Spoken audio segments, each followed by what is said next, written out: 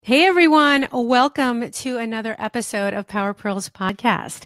My name is Kara Gott Warner, host of the podcast, business coach, and cheerleader on your yarn crafting path. You can subscribe and listen to the audio version of the show by visiting powerpearlspodcast.com, iTunes, Stitcher, or your favorite podcast player. Okay, so you guys, you're in for a real treat tonight. So this is a special time of Power Pearls podcast, and I am joined by three special guests. So I have Françoise Danois, Chelsea Fitch, and Claire Probst. So let me just share a little bit about them. So Françoise Danois, also known as Frenchie. So some of you guys may already know her. She's of Aroha Knits. And then we have Chelsea Fitch of Knit Fitch, and Claire Probst is with We Love Knitting. So I'm so excited to have these ladies in the house tonight, in the Power Pearls house. So before I bring the ladies on screen, so this is the first time I'm doing this with three people. So lots of multitasking here, you guys. So please have some patience with me. So before I bring the ladies on, I just have a few quick announcements for you guys. Okay. So number one, and you know, I always love to do this, is ask you to share the love, share the podcast with your Facebook friends right now. So right below this live video, you will see a button that says to share. So if you could be so kind as to share this right now, that would be super awesome, because the more the merrier, of course. And also, wouldn't it be nice to give yourself the gift of creativity this holiday season? Well, now you can, because I have a new shawl maker series in the works. So this is going to be a free 5-day intuitive journey that I would love to go on with you guys. And it's through the art of shawl making. You can learn more by visiting karagottwarner.com/shawl maker series to reserve your spot. So go ahead and do that as soon as you can, because we're going to get going very soon. And also, this episode of Power Pearls Podcast is brought to you by the Power Pearls Podcast community on Patreon. You can show your love by supporting the show. And by the way, when you do, you get first dibs on asking every guest of Power Pearls Podcast questions. So you kind of get the inside scoop before everyone else does. So I let you know who's going to be coming up on the show. You get a private Facebook group and weekly mini-sodes every Monday. So you can learn more about the community by going to powerpearlspodcast.com/community. All right. So are you guys ready to meet? Well, maybe you know these ladies already, but are you ready? Are you ready to meet Claire, Chelsea, and Françoise? So I'm going to go ahead and bring them on. But before I do, hang on one second. I'm going to say hello to all you guys coming into the room. Hello, Shannon Bronwyn. I hope I said that right. Debbie, Jana. All right. Awesome. So I'm going to bring the ladies into the room right now. So let me do that. All right. Okay. Awesome. Okay. We have everybody in the room. So Françoise, Chelsea, and Claire, hello and welcome to Power Pearls Podcast. Hello. Hi. Hi. We're very nice and cozy. Yes, you are very nice and cozy. This is so cool. And I'm so happy that you guys have decided to join me tonight. It's my tonight and it's your tomorrow. Is that right? Pretty much. Yes. Yep. Is it the 20? Mid-afternoon. It's mid-afternoon on the 23rd, right? It is the 23rd of November. Yep. And the 23rd tomorrow actually is Thanksgiving. So everybody, happy Thanksgiving. Happy early Thanksgiving. Yep. So yeah. So we're getting ready for all the festivities. Thanksgiving. Yeah. All right. So this is great. So you guys you just finished up this awesome event in Australia. And it's called FiberBoss College, right? And so I would love for you guys to talk a little bit about that.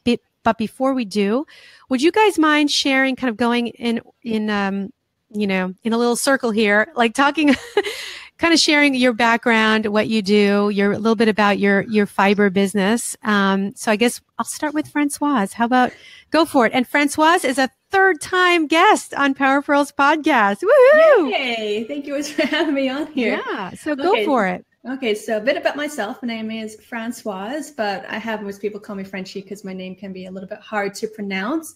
But I am the knitwear designer behind Adaha Knits, where I help people transform their yarn from fiber into beautiful creations while also diving deep into their stories of why they create and learning how they can make an impact with their knitting. And I was an honored guest at Chelsea's FiberBoss College live event where I got to talk about how I use challenges in my business to help grow my not only my revenue, but also my reach and my reputation. Well, that's awesome. Well, thank you for sharing that. And Chelsea, go for it. You guys are a little bit frozen over there, but hopefully we can still hear you. Yeah. So, okay. Hopefully, okay. Yeah. Australian internet is never the most reliable internet ever. So hopefully you can hear me. If not, I guess the replay will catch it up. I'm Chelsea Fitch. I am the person, I guess, behind @KnitFitch on Instagram. That's where most people find me first. But really, my business is FiberBoss. I started and I guess own, that sounds weird to say, but the FiberBoss Collective here on Facebook. And it's a community for people in the industry to have a safe, supportive, loving space to help each other, to get questions, to collaborate, things like that. And then out of that came FiberBoss College, which we'll get into what the live part of that was later. But essentially, it's just an educational platform where I'm a business and branding coach and marketing coach for specifically fiber artists. So that is essentially what I do. That's great. Claire, how about you? Okay, hi, I'm Claire Probst. I am the maker behind We Love Knitting. I make hand-dyed yarn. I'm from Melbourne, Australia, and I was a part of the FiberBoss live event because I have built my Instagram following to create my business. So I don't advertise anywhere else. I use only Instagram to get customers and to share my fiber and wool with the world. And I was part of the event to help people to use Instagram to do the same for their business. Awesome.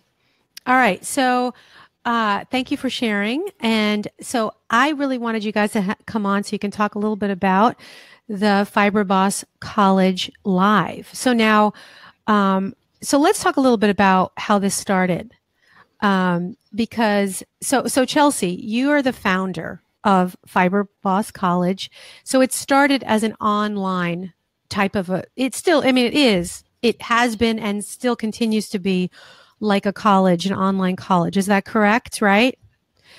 Yeah, so it started as a community, and then the need was there to help further coach and mentor business owners. So then I created FiberBoss College, which started out as just an online program, but now it's kind of what I would call a campus. You gain access to it. You kind of enroll in campus, and there's a community aspect to it. There's educational aspect to it. And it's just trying to do the live, but online is essentially what it was, is how it started. And so when did you decide, okay, let's do a live event? Because that's a big deal. I mean, I know a lot of people are doing live events now, so it's kind of like a good trendy thing to get into. But beyond that, I mean, face to face, the energy that you have when you're face to face with someone, you cannot beat that, right? Online, just, you can't get that online the same way. So, was that part of why you said, hey, let's do this live event? Or was there another reason? Like, kind of go into why you decided, okay, now it's time to do this live. Yeah, which was a big undertaking, like you said. And this is the first one that we've ever done. There's actually a couple reasons. FiberBoss has been around for 3 years now, and it's cool relationships that you can build with. But as you were saying, when you're in person with somebody, it goes deeper, and it actually becomes this kind of interesting dynamic. And you probably get this, Kara, as well. that people see you online all the time and they know a lot about you, but you don't know anything about them.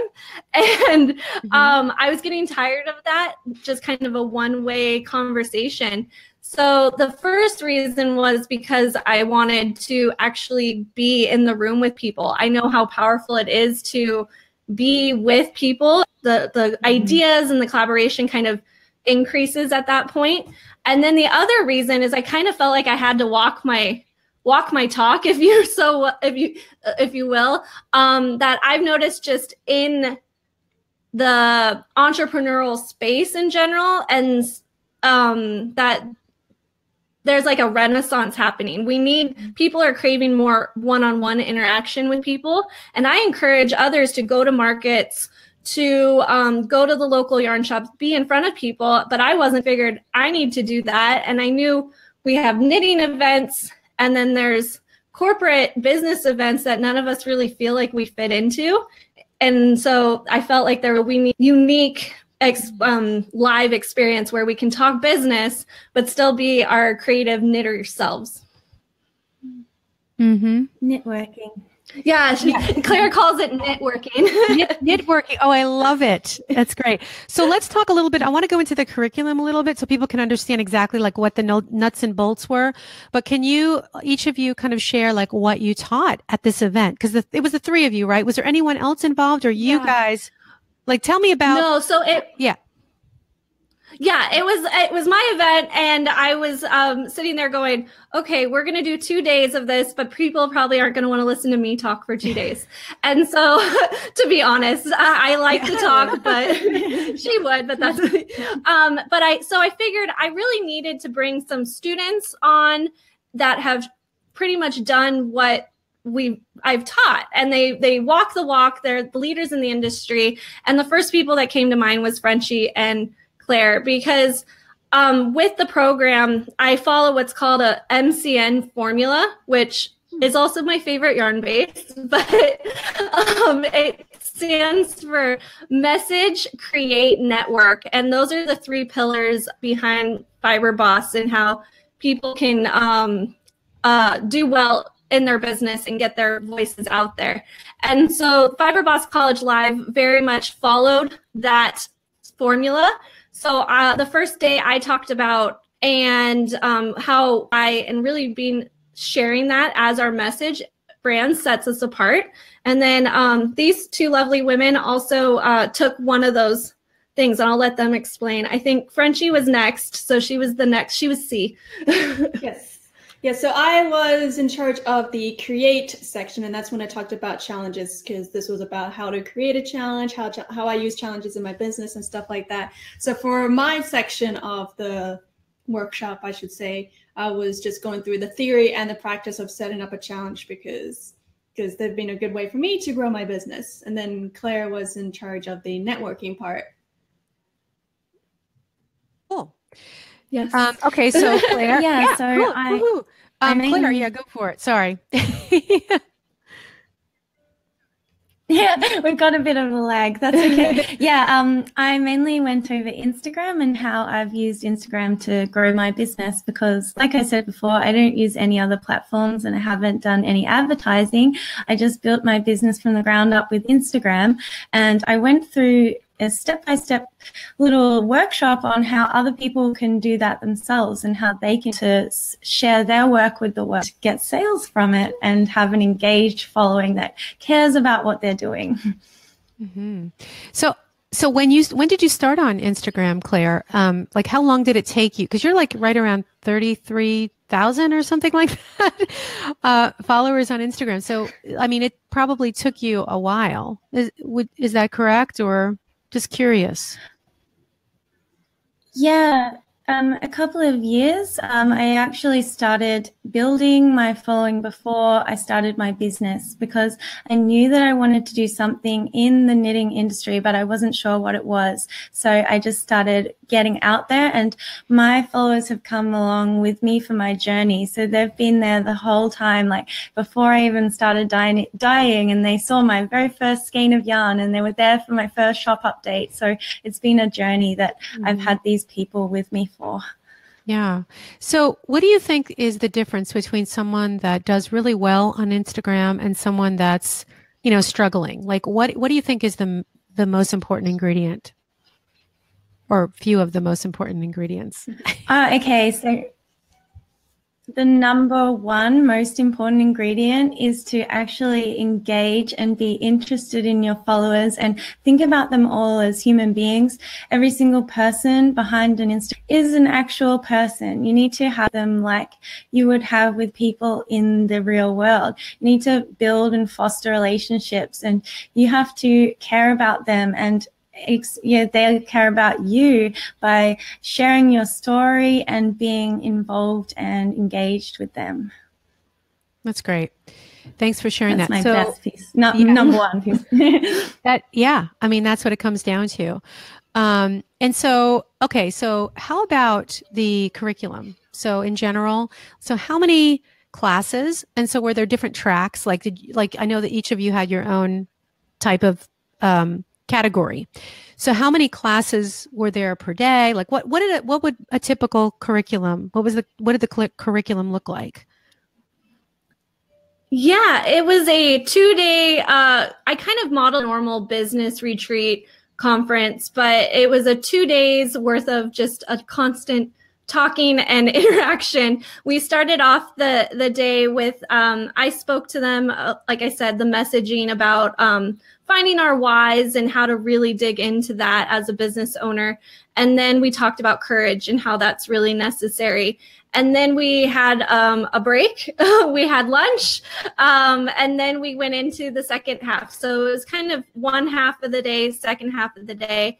Second half of the day, Frenchie spoke that first afternoon. I like to not keep it too structured with too much going on, because I think with live events, the most important thing is for you to meet people, not just meeting the people presenting, but connecting with each other. So we had a really great group of, like, an intimate group of women. It was all women, which was kind of exciting, that they could connect and start collaborating and get to know each other. And what's really cool is, like, all of them live in Australia. Only one came from outside of the state.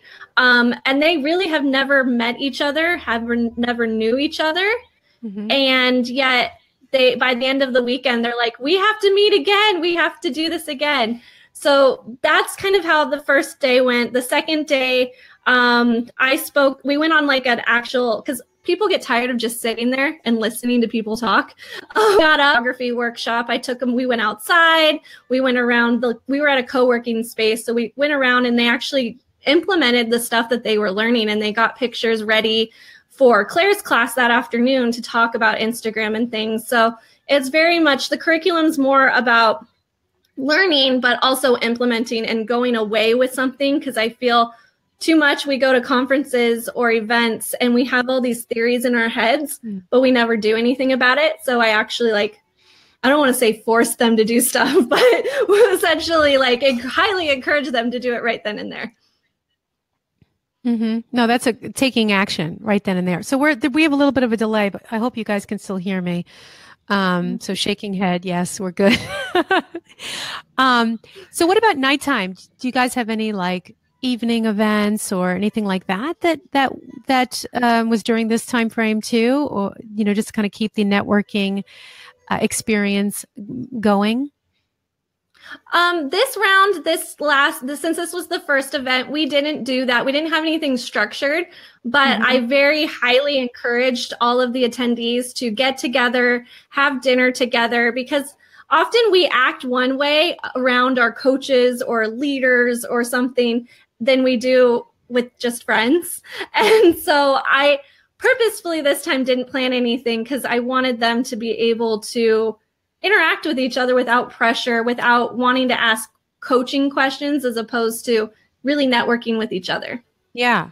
And that's the thing. Like I said, when we first started, the energy, you can't predict what that's going to be like when you're face to face.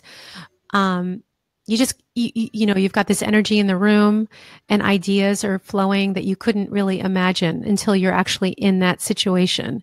So I would imagine that that's a really good reason to not, not have it be very, very structured this time around, just to kind of see where things go. But speaking of being a little more structured, I'm just curious, did you have any designing classes, any technical like pattern writing, anything like that? Or was it mostly marketing and online, content creation?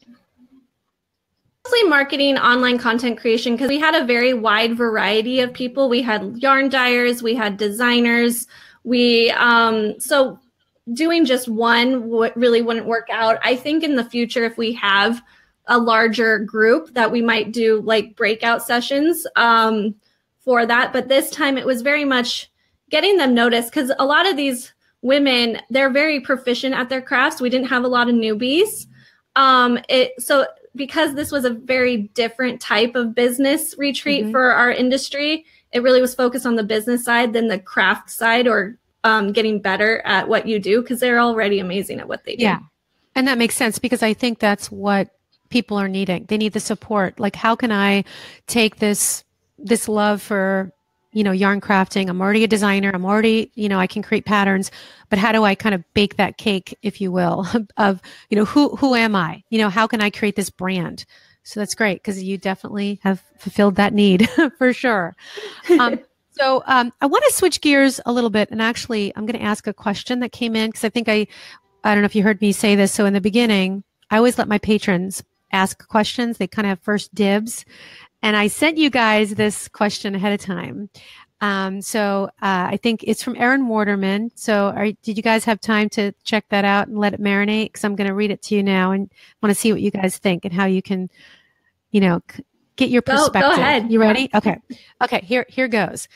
Okay. My main question is, how can I gain clarity about moving forward to start earning in fiber arts when so much of life is consumed with urgency of getting by?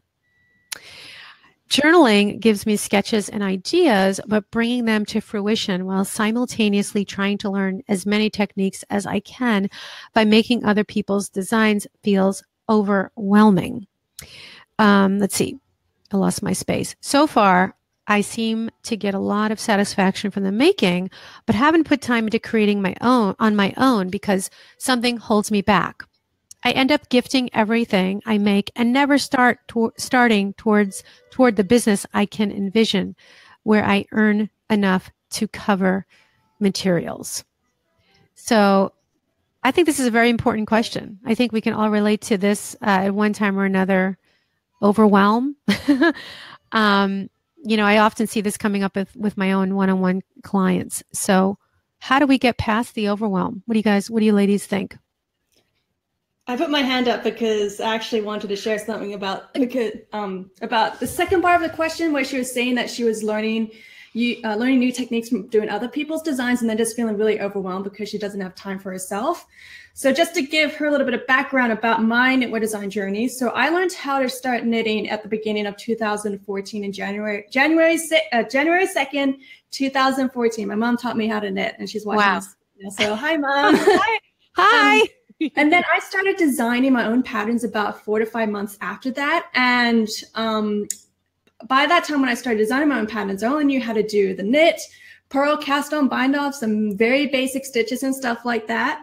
And if I wanted to learn a new technique, I would actually learn that new technique the same time as I was designing. I wouldn't look at other people's patterns. I'd be like, I want to use this particular cable or stitch pattern or this technique, and I would work it into my pattern. So as I was creating my own thing and making, as I was learning this new technique, I was also creating a new design that way. So I was challenging myself to basically do the two at the same time. And that definitely helped me move forward really quickly in my own knitting techniques, because, if I had an idea, I'd be like, okay, I'm going to figure it out and do it on my own instead. Maybe I would use another designer's pattern as a reference just to see exactly how the technique works, or I'd go to YouTube to learn the technique.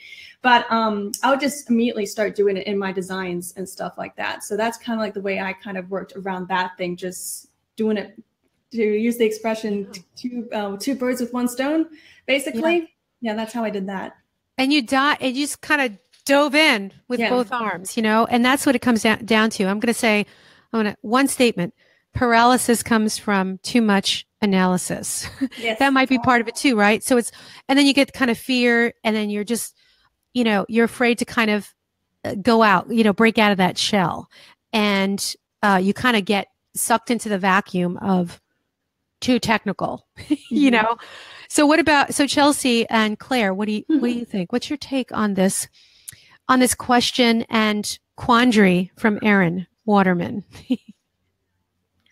You go, Kels. Yeah, you go. I'll go first. Okay. Well, what I love that Frenchie answered first, because Frenchie, I call her the queen of implementation.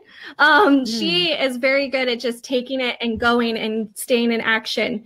And when you asked this question, the first thing that came up to me was that there was two things that come to mind, was implementation and just how to get actively over the overwhelm. But the other half would be courage. I really think that it is a matter of giving evidence to your brain that taking little risks is safe and it's okay.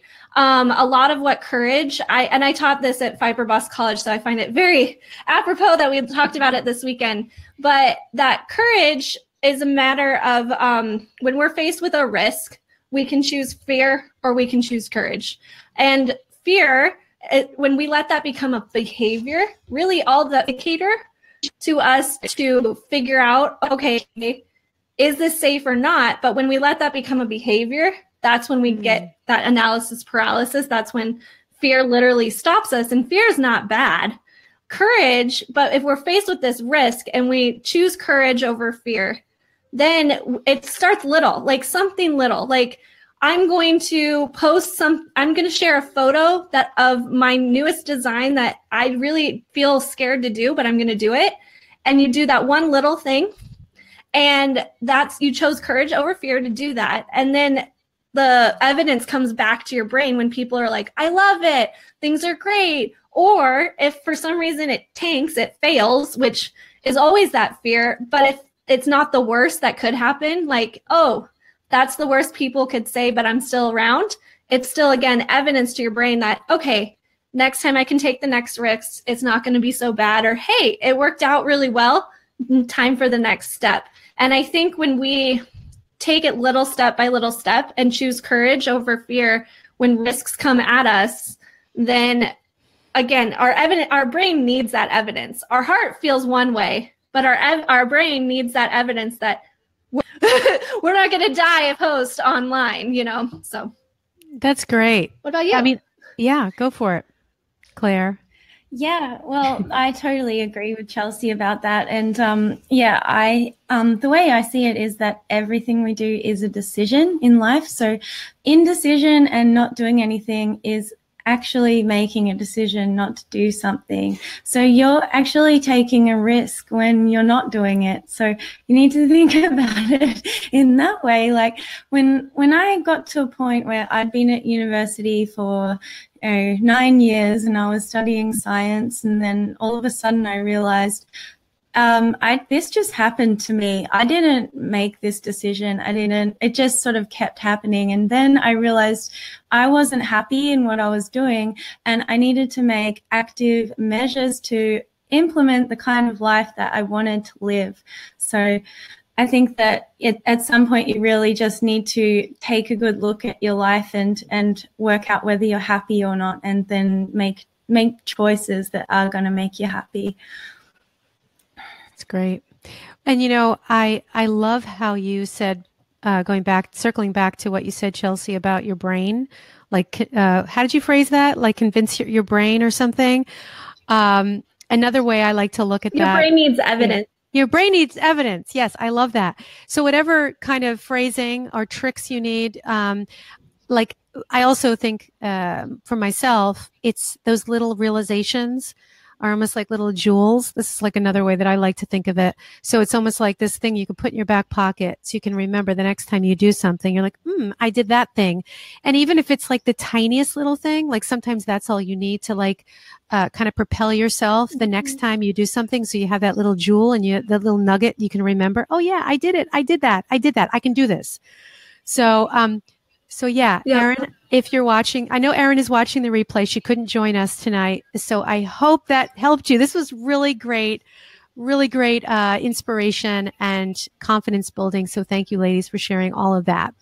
So, okay, so we're going to wrap it up, but I wanted to ask you before we do, how, like, because I know that now that you're done with the live event, this is available online, right? Is it already launched? Are you guys relaunching it? How can someone get their hands on the replay?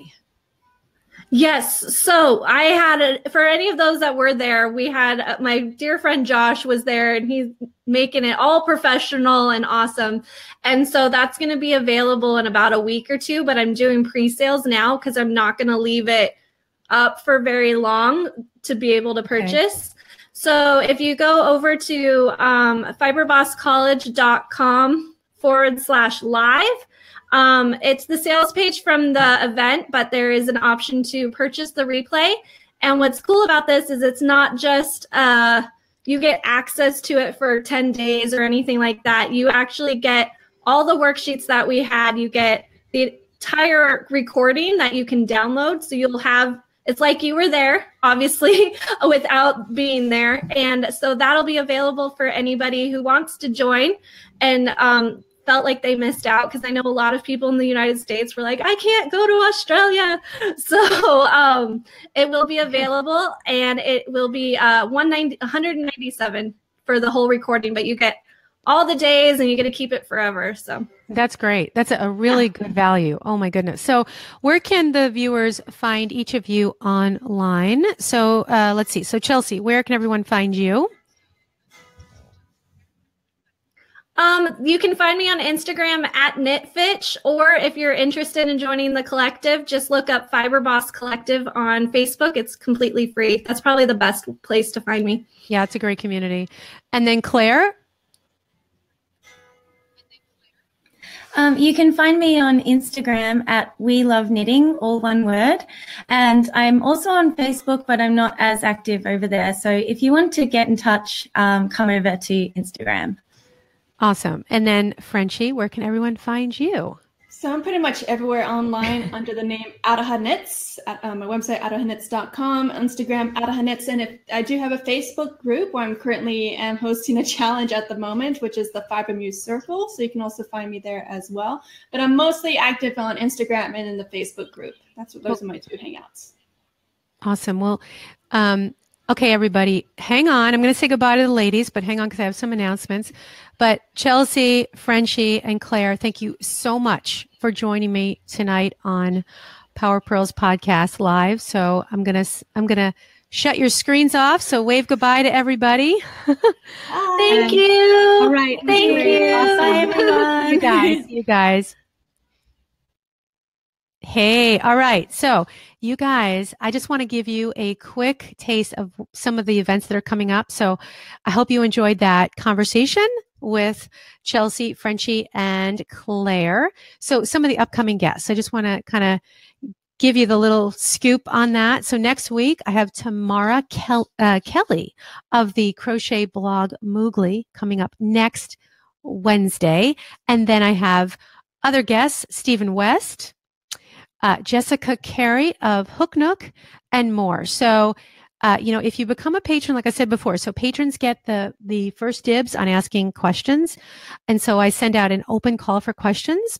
So if you want to find out more about membership, you can go to powerpearlspodcast.com/community to learn more about that. And if you want to move the needle on your yarn crafting, hey, you know what? We can schedule a free strategy session. So let me help you. With my more than 15 years in the needle arts industry as the former executive editor of Creative Knitting Magazine, illustrator, and designer, I've been there and I've done that. So let's chat and see if a program is a good fit for you. So you can go to karagottwarner.com/free strategy session to set up your free 30-minute strategy session. So I hope you guys will take advantage of that. And And to subscribe to the show, to the podcast, you can head on over to iTunes and you could subscribe, or you can go to powerpearlspodcast.com. You'll see those lovely iTunes buttons. You can also listen on your favorite player, on Stitcher, and all that good stuff. And again, I'm just going to repeat it again. I have a shawl maker series happening not right now, but soon. So reserve your spot right now. So if you go to karagottwarner.com/shawl maker series, that's one word, you guys. So check it out. And I hope you will join me, because that's a free challenge. It's 5 days of fun. You deserve the gift of creativity this holiday season. So you guys, this has been great. Take care. Thanks for joining me for this special time and this special edition of Power Pearls podcast. So I will see you guys next week, and happy Thanksgiving to those of you watching in the US. Okay. See you next time. Bye-bye.